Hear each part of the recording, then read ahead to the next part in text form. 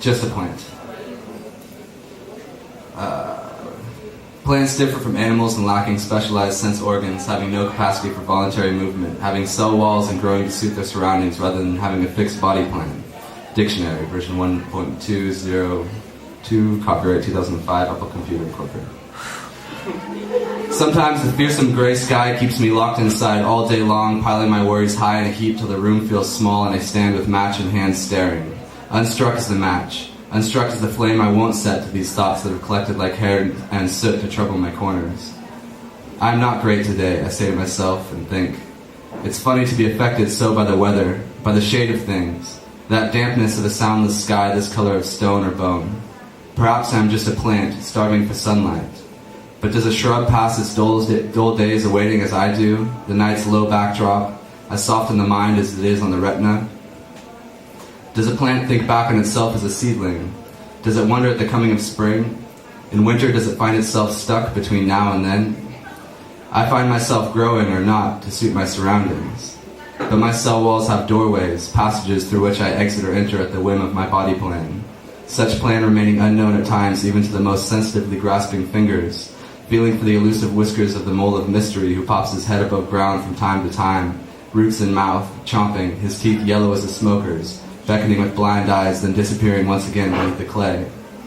I can traverse this grey old forest Berlin, junkies scattered like leaves across the hardened earth of Kopassertor, or else climbing at the walls as crazy choking vines, funny carrots with orange eyes and x-ray vision exiting the Sonnen studios of Neukölln, wide-topped mushrooms bowing slow in phosphorescent calorie caves, pale cave walls displaying mad drawings done by descendants of hunter-gatherers long in retreat before the industrial plants that collect like lichens, commanding cities of coral and mitta, minds controlled by moss.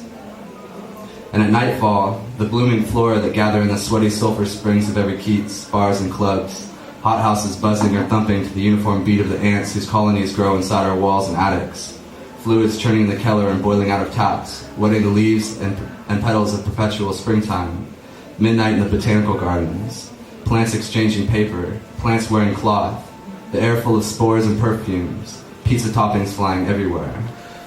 There's a capacity for movement that goes beyond voluntary, a capacity for movement which is hinted at, not always so subtly, communicated by the outward shapes and colors of some Berliner flowers, beaming eyes of stamen, stigma, style, all leading to the ovaries botanical, corolla painted brighter than sunshine, brighter than a baboon's ass, climaxing the long stalk, green as envy, green as desire, with a slow dry cactus in the corner, stoned and pointed with arms raised, elbows on the table, bending to kiss a joint, his throat of sand but slick internals, thoughts as dreams rolling tumbleweeds across the street, in pursuit of the wind, in pursuit of the amaranth, following whispers of a flower that will not wither.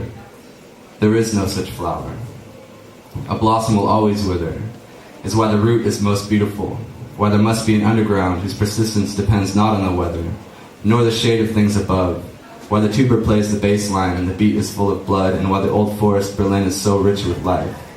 For if you were that mole beneath these cobblestones, exploring density and depth, tasting the remnants of history and listening to the digestive rumble of the U-Bahn, you would be hard-pressed to dig a half-meter in any direction without finding something delicious to chew on. That's how close we all are.